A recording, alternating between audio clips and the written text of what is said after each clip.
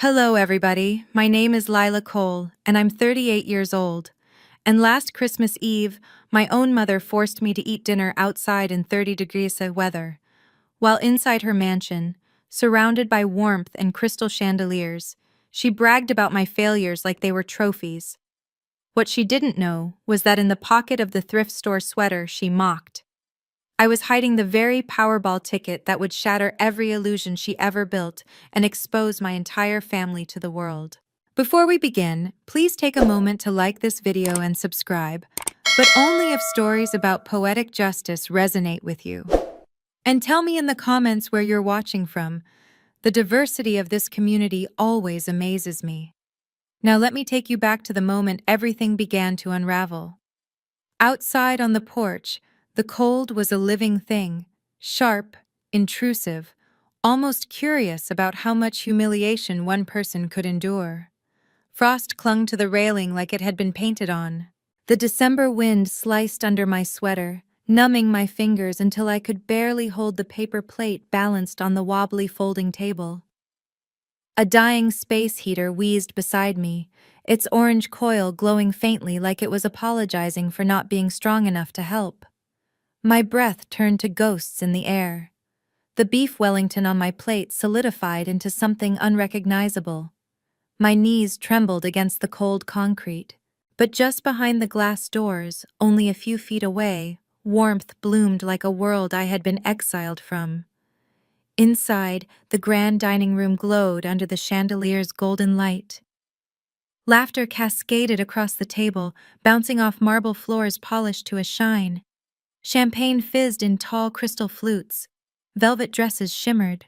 Relatives leaned into one another, glowing with entitlement, discussing vacation homes and investment portfolios while pretending they hadn't just banished a member of their family to the porch. The contrast wasn't subtle, it was intentional. They were warm. I was freezing. They were bathed in abundance. I had a paper plate and a plastic fork. They were family. I was a reminder of everything they feared, failure, imperfection, and the consequences of their own cruelty. And still, none of them suspected that the woman shivering on the porch held the one thing that could unravel every lie they'd ever told themselves about status, wealth, and superiority. But my story didn't start in the cold. It started 5 years earlier, when the world still believed I was destined for success. Back then, people introduced me with respect. This is Lila Cole, CEO of Bright Core Systems. I had built the company from the ground up, software for small businesses.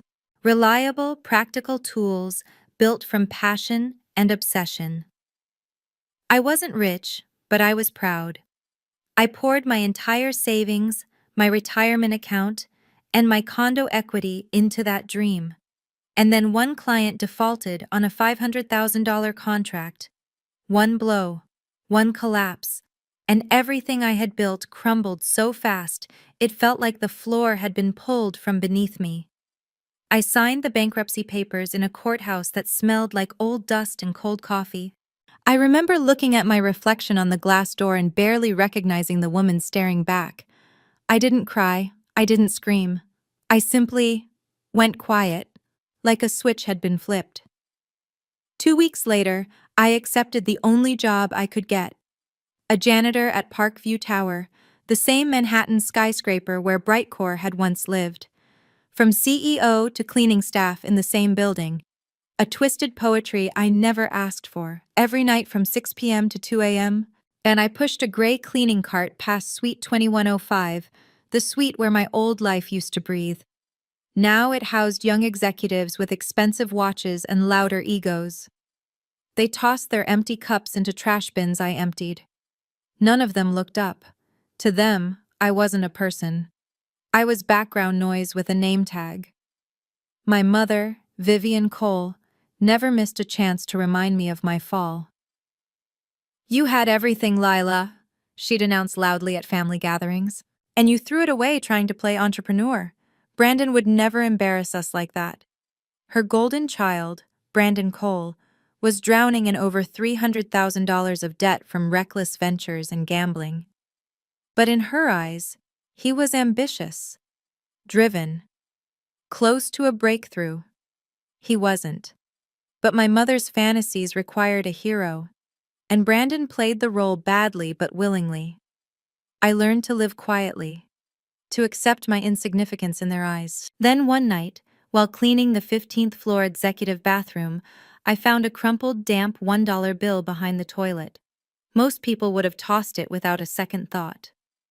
But when you make minimum wage, $1 is never just $1. I flattened it, dried it with a paper towel, slipped it into my pocket, and unknowingly carried the beginning of my family's downfall in my hands. That single dollar would become a Powerball ticket, and that ticket would become the judgment none of them saw coming. That night, after finding the crumpled $1 bill, I finished my shift the way I always did, quietly, with my head down, moving through Parkview Tower like a ghost, sweeping through the world of the living. At 2 a.m., the lobby security guard nodded at me with the half-smile he gave every night, and I stepped out into the cold Manhattan air. The city lights flickered on rain-soaked pavement, and the bodega where I bought my morning coffee was still open. Lexington Market Bodega, a place where the lights were too bright, the coffee too cheap, and the conversations too genuine. Ben, the owner, was wiping down the counter when I walked in. "Long night?" he asked, printing a receipt without needing me to order. I shrugged. "Normal night." "Then you need something lucky," he grinned, tapping the Powerball machine. I handed him the damp dollar without thinking. "When you win," he teased, "don't forget us little people." We both laughed. The kind of laugh that fills a small corner of your chest before disappearing. 3 days later, in the janitor's supply closet that doubled as my break room, I checked the Powerball numbers on my phone. Then I checked again. And again. My hands shook so violently I had to sit on an overturned bucket to keep from falling. Every number matched, every single one. My heart thundered.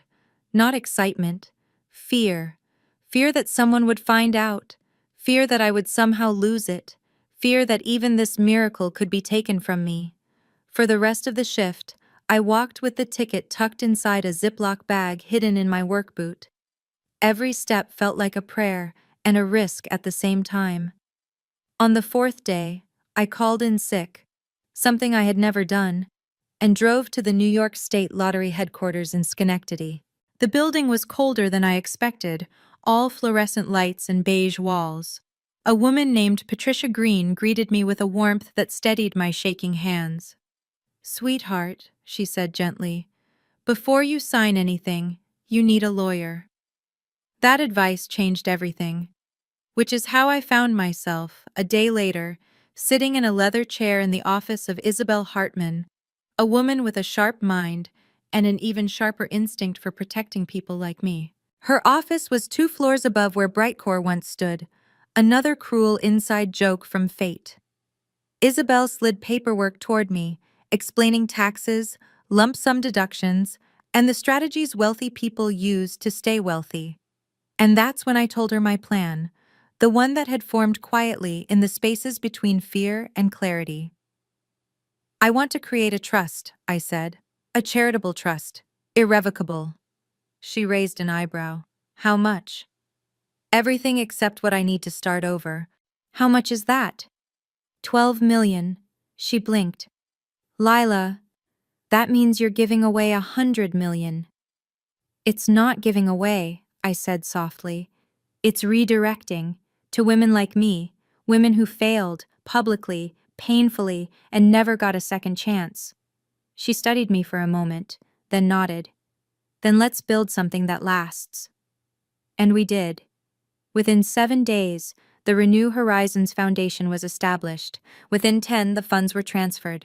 Within 12, I had something I hadn't felt in 5 years. Purpose. But I wasn't finished.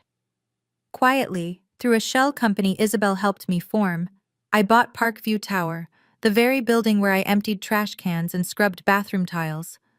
The deed was signed and sealed, but the announcement wouldn't go public until the new year. I now owned the building where everyone believed I was invisible. And then came the final piece. "Can you make me a photocopy of the original ticket?" I asked Isabel. She studied me. Planning something? Just a family Christmas. Which brings us to the day everything began to align. The morning of Christmas Eve, I stood in front of my mirror wearing a burgundy sweater that had faded from too many washes, polyester pants from Goodwill, and shoes whose soles were beginning to separate. I looked like the version of myself my family expected and preferred. Someone small, someone embarrassed, someone who wouldn't fight back. I slid the photocopied Powerball ticket into my sweater pocket. The real one was already safe, processed, and locked away. Then I drove to the Greenwich estate, the house my mother Vivian worshipped like it was proof of her superiority. Brandon's brand new Mercedes sat in the driveway, shiny and smug. I parked my old Honda behind it and stepped out into the winter air. Through the tall windows, I could already see it, the warm glow, the curated joy, the perfectly polished version of a family that had never truly been mine. And as I reached the front steps, my cousin Samantha Doyle spotted me through the glass. She lifted her phone, already filming content for her followers, her expression freezing in judgment when she took in my thrift store clothes. "Oh, Lila," she said, voice dripping condescension. "Is that what you're wearing?" If only she knew. If only any of them knew. The night they planned to humiliate me was the night they walked straight into their own downfall. The moment I stepped into the foyer of the Greenwich estate, the sound of laughter drifted toward me like a rehearsed performance. Every sparkle of jewelry, every clink of crystal, every exaggerated smile felt choreographed to remind me exactly where they believed I belonged, beneath them. Samantha's phone stayed pointed at me as she circled closer, capturing every wrinkle in my sweater for her followers. "Family Christmas at the Whitford estate," she chirped. "So blessed to be surrounded by successful people this year." Her camera panned across the room, strategically skipping me. Inside, the foyer glimmered with marble floors polished to a mirror shine. The chandelier above threw warm light across designer coats hung neatly along the racks. My own coat, a threadbare wool thing from a thrift store, looked like a smudge against the perfection. And then came the voice I could never mistake. "Lila." My mother, Vivian Cole, stood at the top of the staircase, wearing a St. John's suit that cost more than I made in a month as a janitor. Her eyes swept over me like she was examining a stain she couldn't quite scrub out. "What?" she demanded. "Are you wearing?" "My best clean clothes," I said simply. The room went still. Whispers rippled across the crowd, subtle enough to pass as conversation, but sharp enough to cut the air around me. My Aunt Helen Doyle turned away, as though even looking at me might lower her social credit. Edward, her husband, checked his expensive watch with intentional boredom. My cousin Samantha angled her phone so her followers could catch my outfit in the background. The comments flashed across her screen, laughing emojis, pity emojis, and one line typed boldly. "Is she the maid?" Vivian descended the stairs slowly, each click of her heels a small judgment. "Well," she said finally, "we should be grateful you came at all." She turned to the room with a smile that felt like glass. "Everyone, Lila has graced us with her presence." Silence. Not one person met my eyes. Except for one, Margaret Whitford, my grandmother. She watched from her wheelchair near the fireplace, her expression unreadable, but sharp in a way that made me wonder what, exactly, she already knew. The dining room was set for 31 people, but there were only 30 chairs. "Oh," Vivian said lightly, "I must have miscounted." "Well, Lila dear, I'm sure you don't mind. You're used to simplicity." Every place setting was a work of art. Francis Whitford silver, Waterford crystal, linen napkins rolled like museum pieces. My name card was nowhere. Vivian gestured toward the French doors. "There's a folding table on the porch. It's enclosed enough, mostly. Someone will bring your plate." "Seriously?" I asked softly. But she was already turning away. My brother Brandon, whiskey in hand, raised his glass with a smirk. "At least you're used to eating alone, right?"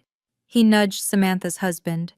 "She takes her dinner breaks at 3 a.m. in a janitor's closet. This is definitely an upgrade." Laughter spread across the table. Samantha lifted her phone again. Holiday memories, she sang.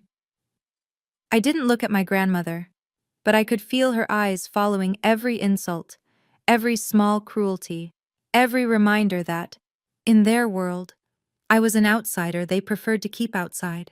The caterer, looking uncomfortable, carried my dinner to the porch. The folding table wobbled, the wind rattled the window panes, and frost traced thin white webs across the edges of the glass. I sat alone, breathing fog into the cold air, listening to the inside world vibrate with warmth and indulgence. 20 minutes into dinner, Vivian clinked her champagne flute. Even from the porch, I could hear the sound.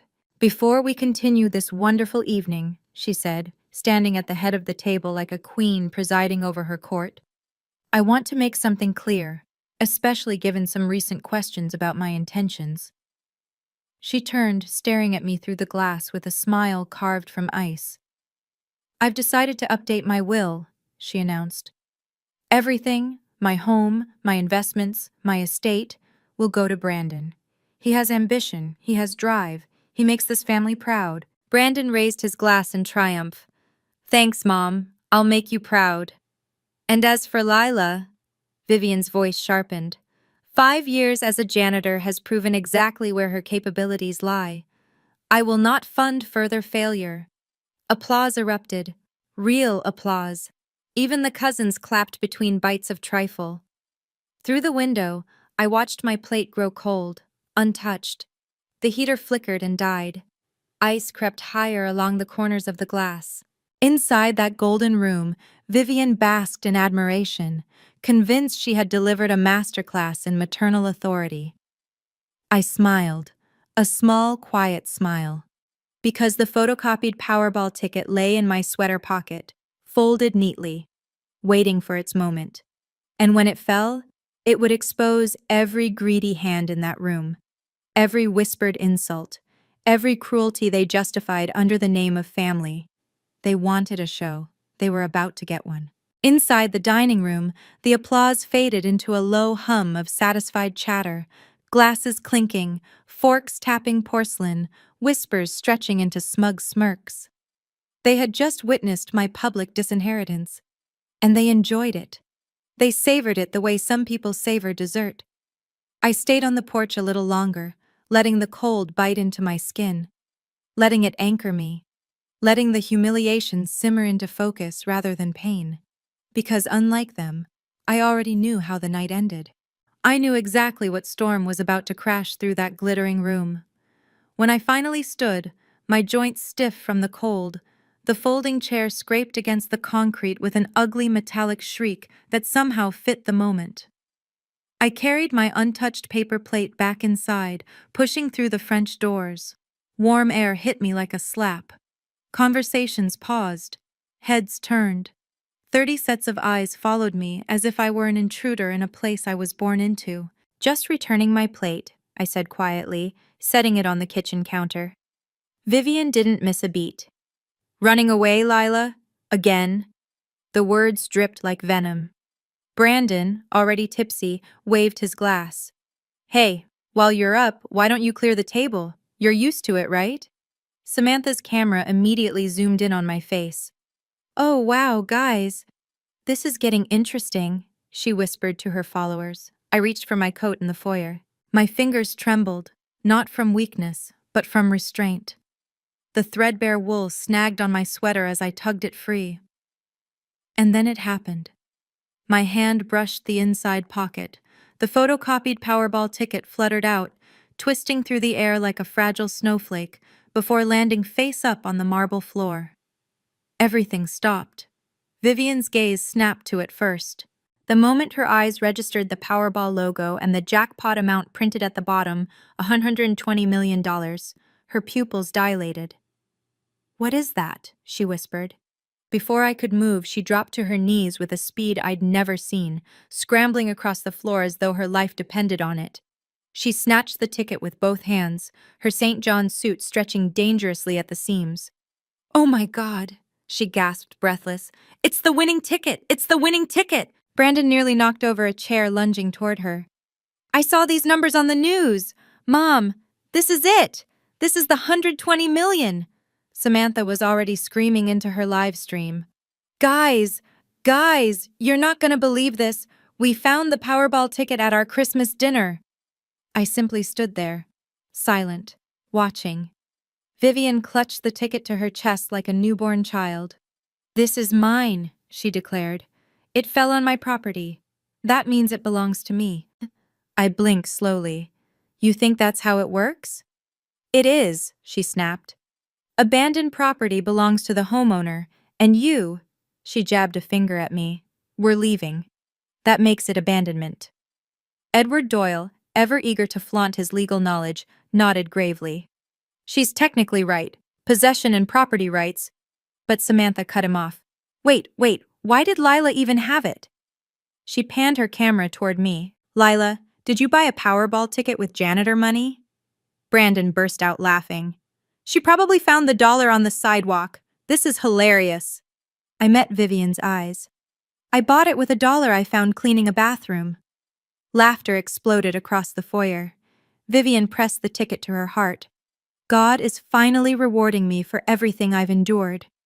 And then, with trembling hands, she pulled out her phone. I'm calling the lottery commission right now. Put it on speaker, Samantha shrieked. The viewers need to hear this. Vivian dialed, breath quivering. A calm, automated voice answered. For winning ticket verification, press 1. Vivian hit 1 with a shaking finger. Moments later, a familiar voice entered the line. New York State Lottery Claims Department, this is Patricia Green speaking. Of course it was her. Vivian's voice cracked with excitement. Hello, I have the winning ticket, the $120 million Powerball, Patricia responded politely. Great, please read me the ticket number. Vivian read the numbers slowly, carefully. There was typing on the other end. Ma'am, Patricia said after a long pause. This ticket was already claimed 3 weeks ago. Vivian froze. What? Her voice shrank. It was claimed on December 7th at 2:47 p.m. by... Patricia paused. Every head turned toward me even before she said it. By Lila Cole. The silence was a physical force. Samantha's phone slipped slightly in her hand. Brandon's jaw hung open. Vivian looked at the photocopy again, now too stunned to hide the truth. That's impossible, she whispered. I'm holding it right here. Ma'am, Patricia replied, what you're holding must be a photocopy. The original ticket is in our vault, as required by law. Vivian's face crumpled. Horror, confusion, and outrage tangled together. Is Miss Cole there? Patricia asked. I can confirm with her directly. I'm here, I said gently. Congratulations again on your win, Patricia said warmly. I hope the foundation paperwork went through smoothly. Vivian jerked her head up. Foundation? What foundation? But the line had already gone dead. I let the silence stretch. Let the truth settle. Let every face in that room mirror the collapse they had tried to orchestrate for me. And then I reached into my bag. Since we're sharing, I said softly, I have a few documents of my own. For a moment, no one breathed. The only sound in the entire foyer was the faint crackle of the fireplace, a soft, mocking reminder that the night had just shifted violently and there was no going back. Vivian still clutched the worthless photocopy like it contained her salvation. Her knuckles blanched. Her breath came in shallow bursts. You tricked us, she whispered, voice trembling. You brought this here to embarrass me. I met her gaze calmly. No, Mother. I brought it because you needed to show the world exactly who you were. Samantha's live stream comments flashed across her screen faster than she could read them. OMG, this is insane! Mom caught in 4K. This family is done. Let Lila talk! Her viewers knew a climax when they saw one. I didn't raise my voice. I didn't need to.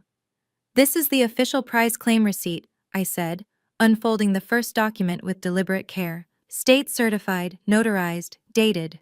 Signed by 3 officials at the New York State Lottery headquarters. Edward Doyle snatched it before Vivian could react. His eyes darted across the page. This, this is real, he muttered, losing color. Every signature, every seal. Vivian's jaw tightened. Lila, why didn't you tell us? Why hide it from your own family? I let the silence speak first, then I breathed out a single word. Family. It felt foreign in this house. I looked around the room, really looked. At the cousins who laughed at my clothes, at the relatives who whispered behind polished wine glasses, at the people who watched me eat on a freezing porch with no more concern than they'd give a stray cat. Then my eyes landed on Samantha's phone screen, where thousands of comments poured in. And in that moment, I knew exactly what to say. If you've ever had someone in your own family underestimate you, or try to take what's yours, tell me in the comments what you would have done in this moment. I read every single story, and trust me, you're not alone. Vivian blinked at me like she didn't understand the language I was speaking. Instead of answering her, I held up the second document. And this, I continued, is the Irrevocable Charitable Trust, the Renew Horizons Foundation. Helen leaned in. Irrevocable? Meaning she can't undo it? No, Edward whispered, reading the fine print. She donated $100 million. Gasps rippled across the foyer. Vivian recoiled as though struck. You gave away $100 million? She shrieked. To strangers? I kept what I needed, I said. 12 million is more than enough. The foundation is for women who lost everything, women who need a second chance. Samantha swung her camera toward me. Her live stream had surged past 160,000 viewers. Brandon staggered a step forward, panic slicing through his drunken haze. You could have helped me, he shouted. I needed money. You could have saved me. I looked at him steadily. You don't need saving, Brandon. You need accountability. His face twisted. You selfish. I lifted the final document before he could finish. And this, I said softly, is the deed to Parkview Tower. The shock was immediate. Everyone froze, caught in the impossible truth. Samantha gasped. You bought the building where you mop floors? A slow smile curved at the corner of my mouth. I don't mop floors there anymore. Vivian's face contorted with disbelief and fury. You planned this, she spat. All of this, to humiliate me. I tilted my head. No, that part was entirely yours. And then something changed. Subtle at first, then seismic. A soft scraping sound drew every gaze. Margaret Whitford, my grandmother, was rising from her wheelchair, slowly, deliberately, standing taller than I'd seen in years. Vivian stumbled back, eyes wide. Mother, you can walk? Grandmother's voice was steady, sharp. I've always been able to walk, Vivian. The chair simply helps me see who people become when they think I am powerless. The room stiffened. She stepped closer and every ounce of pretense evaporated. Tonight, she said, I saw everything. Vivian went pale. Mother, I can explain. You humiliated your own daughter, Grandmother cut in. You made her eat alone in the cold. You mocked her struggles. You coveted money that wasn't yours. You tried to steal her miracle the moment you thought it might belong to you. Vivian shook her head desperately. Please, Mother. Grandmother turned to her attorney, Isabel Hartman, who had quietly stepped forward. Isabel, initiate the changes. Vivian's breath hitched. What changes?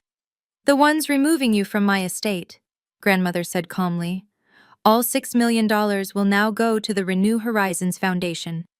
Gasps exploded across the dining room. Brandon lurched forward. What about my trust fund? You can't take that away from me.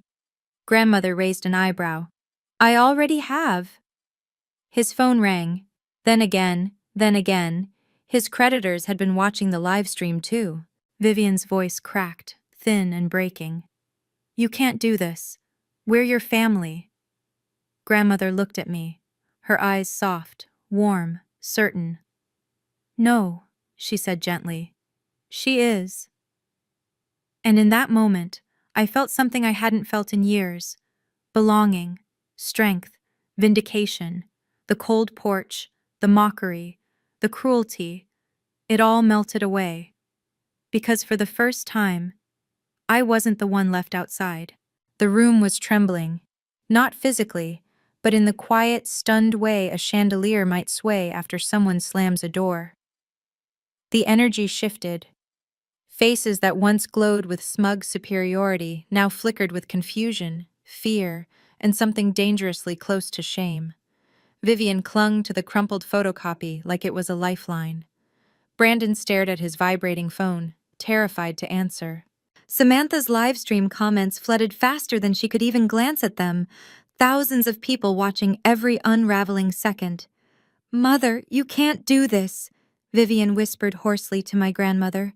"You can't just take everything away from me, from us." But grandmother didn't falter. "I'm not taking anything," she replied. "I'm simply giving it to where it will actually do good." I didn't move.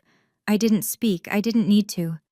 The truth had carved its path clean through the room, and everyone was still trying to understand which way gravity had shifted. Edward Doyle ran a trembling hand over his face. "This will change everything," he muttered. "The estate, the trust, this is legally binding." His voice cracked on the last word. Vivian's eyes darted desperately toward me. "You planned this," she hissed. "You waited until Christmas Eve, to ambush me."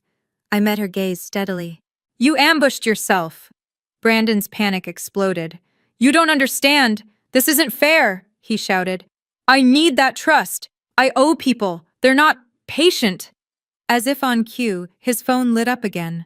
Another call, then another. The dread in his eyes deepened. "Maybe," I said calmly, "you could consider getting a job. I hear Parkview Tower is hiring night shift janitors." A few gasps rippled across the room. Vivian's face contorted. "You think this is funny? You think we deserve this?" I studied her. The woman who had banished me to the freezing porch. The woman who announced my disinheritance like it was a toast.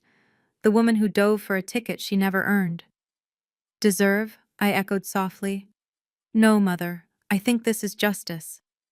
Before she could respond, Samantha lifted her phone again and whispered into her live stream, unable, or unwilling, to stop. "You guys, this is the craziest Christmas ever. Her voice cut off when grandmother turned to her sharply. "Samantha," she said, "put the phone down." This time Samantha obeyed. Even her audience sensed the shift. Comments pleaded for more, demanded updates, begged for another angle.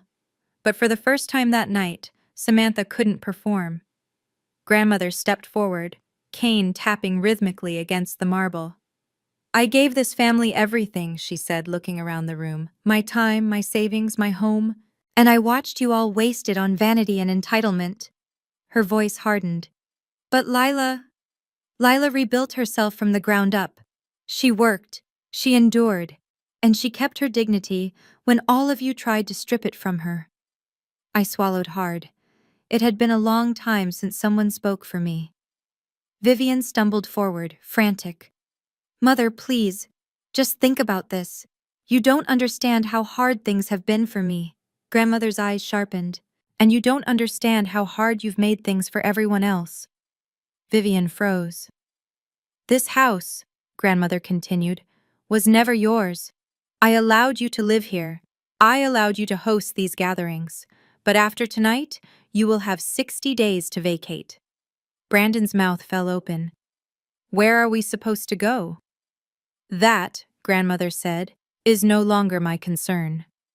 The silence thickened again, heavy, smothering, impossible to escape. Helen Doyle, always the opportunist, tugged at Edward's sleeve.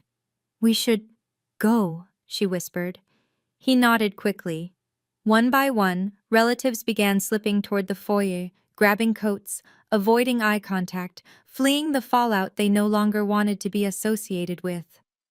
Within minutes, half the extended family had abandoned the room like rats fleeing a sinking yacht. Samantha remained frozen in place, phone lowered but still recording automatically.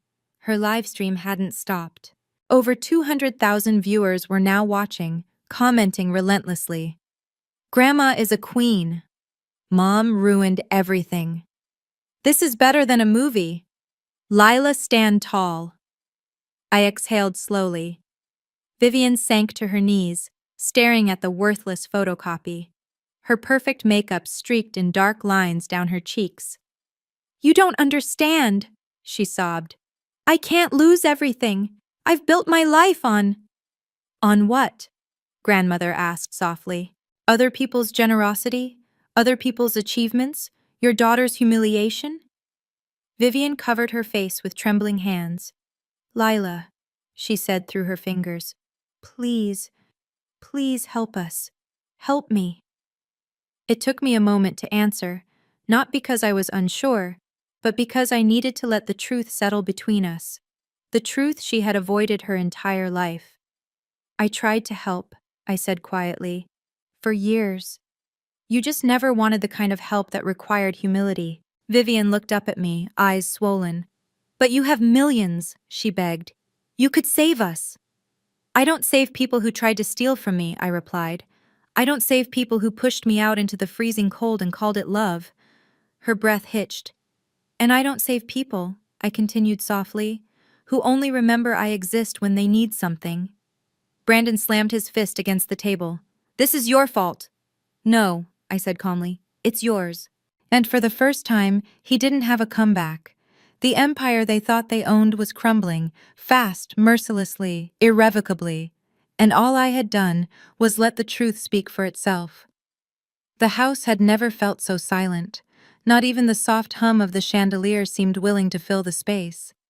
The Whitford estate, always loud with self-congratulation, suddenly felt like a museum after hours, cold, echoing, stripped of its illusions. Brandon paced behind the couch like a man cornered. Vivian still knelt on the floor, fingers curled around the photocopy, as if she could squeeze value back into it. Samantha hovered between her family and her phone, torn between helping or filming, but her instinct for attention won. The live stream stayed on. And then something shifted. Not in the room, in me. For the first time in 38 years, I did not feel like an outsider trying to earn a place in my own family. I felt like the only person in the room standing on solid ground. I inhaled, the quiet settling around me like armor. I need everyone's attention, I said calmly. Brandon stopped pacing. Vivian lifted her blotched face. Samantha raised her phone again, angling for the best shot.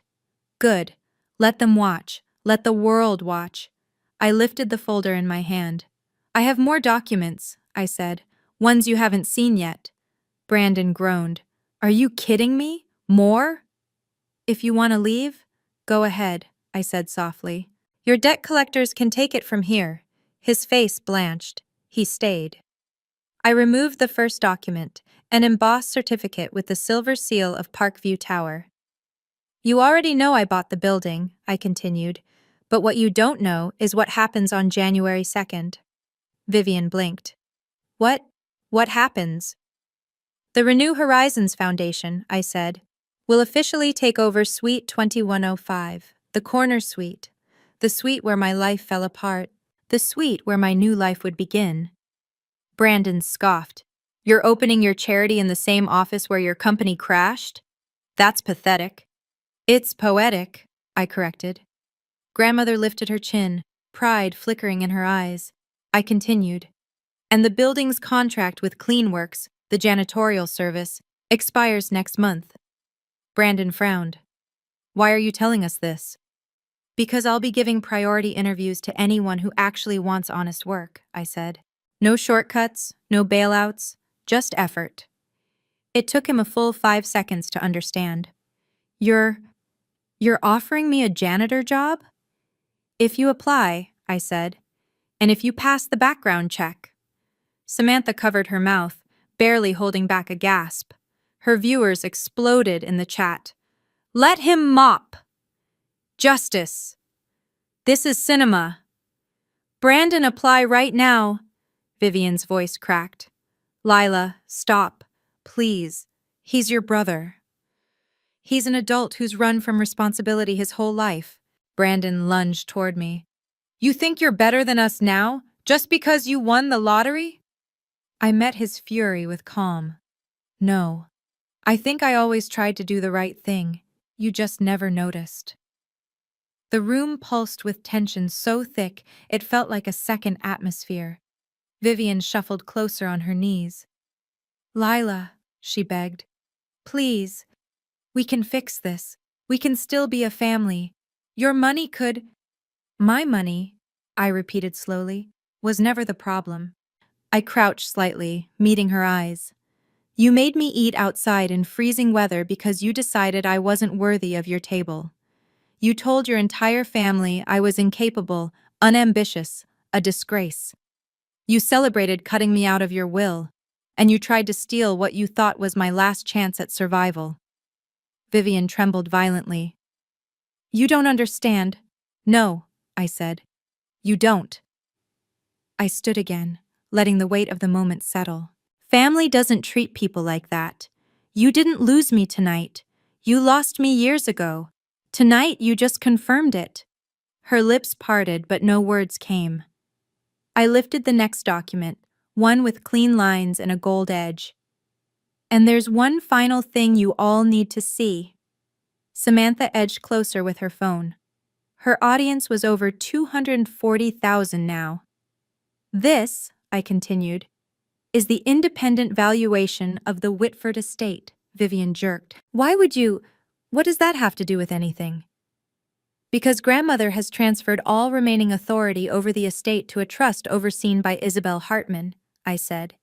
And the trust has already allocated the full $6 million to the Renew Horizons Foundation. Vivian collapsed back onto her heels, stunned into silence so profound it felt like the whole world had stopped turning.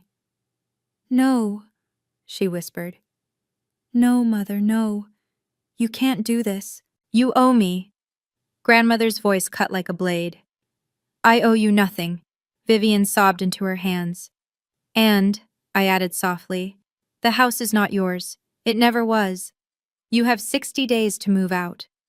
Brandon's horror hit next. This is insane. Where are we supposed to go? What about my trust fund? Grandmother turned her gaze to him. Dissolved, she said. You showed today why you were never ready for that responsibility.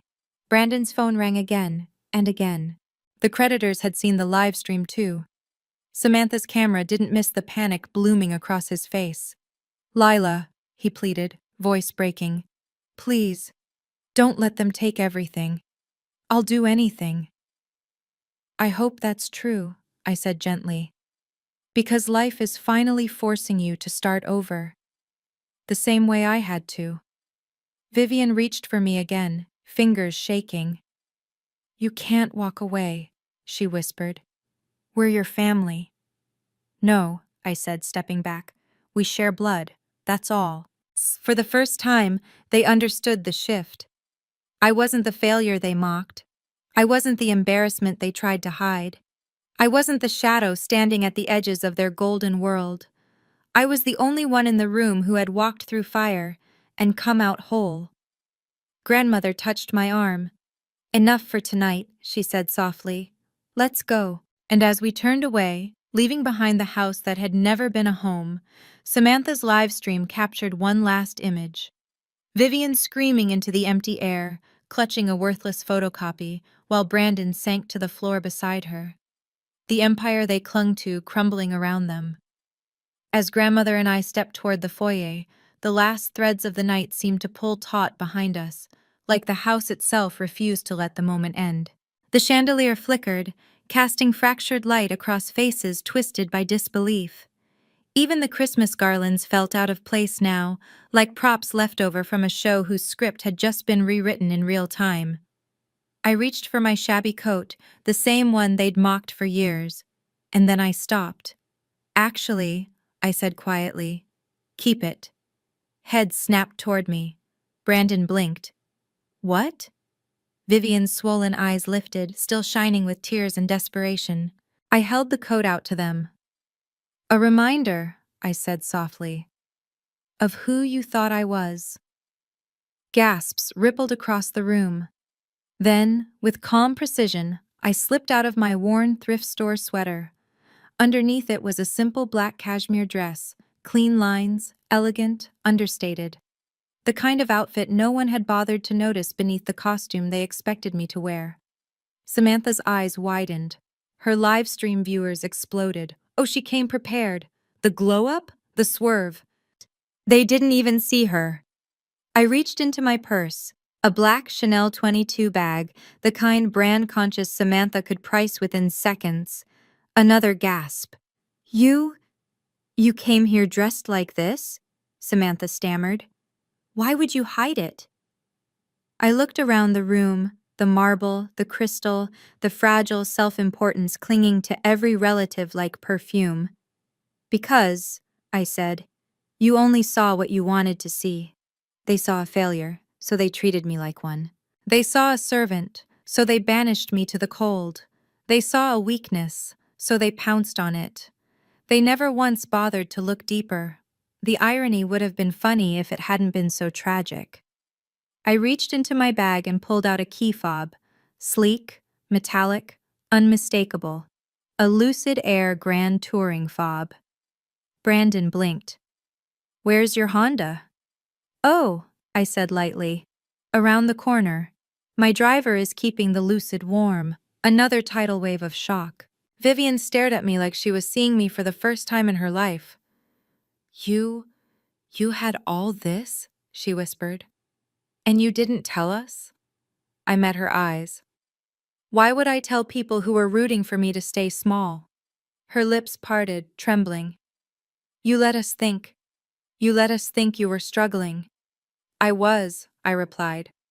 Just not in the way you imagined. The room pulsed again. Resentment, shame, fury, disbelief all mixing into something volatile. Before anyone could speak, the double doors swung open as Isabel Hartman re-entered, carrying a final folder. Her heels echoed across the marble like punctuation marks. Everything is processed, she said to grandmother. The estate changes are filed. Vivian lurched to her feet. No! Isabel, wait! You can't do this! Isabel raised a hand. You tried to claim a lottery ticket that wasn't yours. On camera. In front of nearly 200,000 live viewers. Samantha swallowed hard. My live stream is still running, she whispered. Then they all heard it, Isabel said. Your mother signed over full control. The trust has been executed. Vivian staggered. You're destroying my life. Isabel looked at her with a professionalism sharpened by years of dealing with entitled clients. No, Vivian, you destroyed it yourself. Grandmother stepped forward. Come, Lila. But Vivian wasn't done. She lunged, not at me, but at the folder in Isabel's hands. Give it back, she cried. You can't do this. I am her daughter.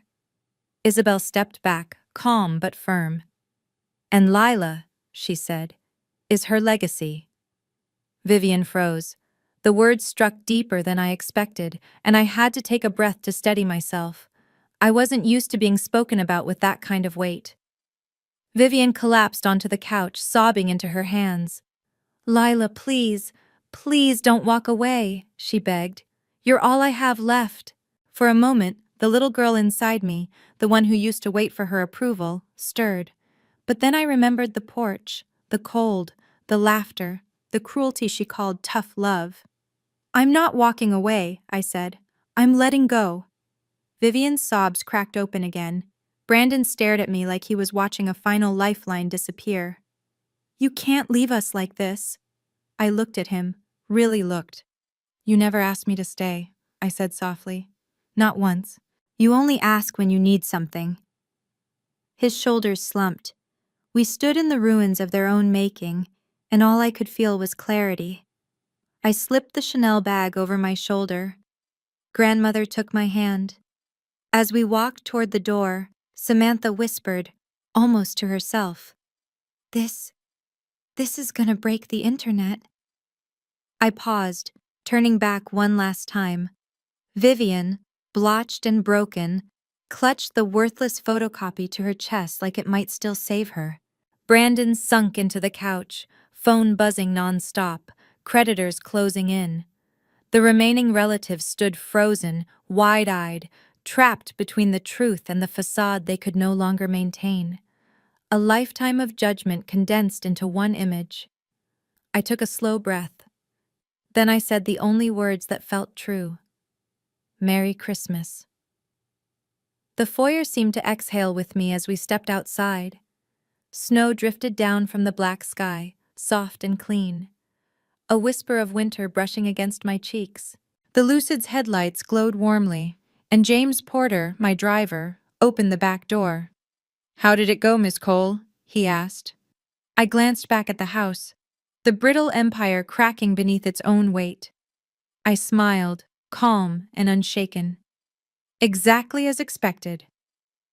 And as we pulled away from the estate, the last thing I saw through the frosted window was Vivian running barefoot across the snow-dusted lawn, screaming into the night, still clinging to that worthless photocopy, still begging the universe to give her back a life she never earned. In the days that followed, the world moved faster than even I expected. By Christmas morning, Samantha's livestream had been clipped, shared, reposted, auto-tuned, dissected, and broadcast across every platform imaginable. Lottery Mom Exposed on Christmas Eve trended worldwide. People didn't just watch the downfall, they devoured it. News anchors spoke about the photocopy. Creators reenacted Vivian diving for the ticket. Even late-night hosts joked about the woman who tried to steal a lottery miracle. By New Year's, the clip had passed 50 million views. Vivian tried to fight the wave at first. She released a shaky video claiming she was set up, emotionally abused, and even suggested I had manipulated the elderly. But Samantha's unfiltered, hours-long live stream was already circulating with timestamps that contradicted every word. Public sympathy evaporated instantly. Her country club quietly removed her from every mailing list. Her friends stopped answering her calls.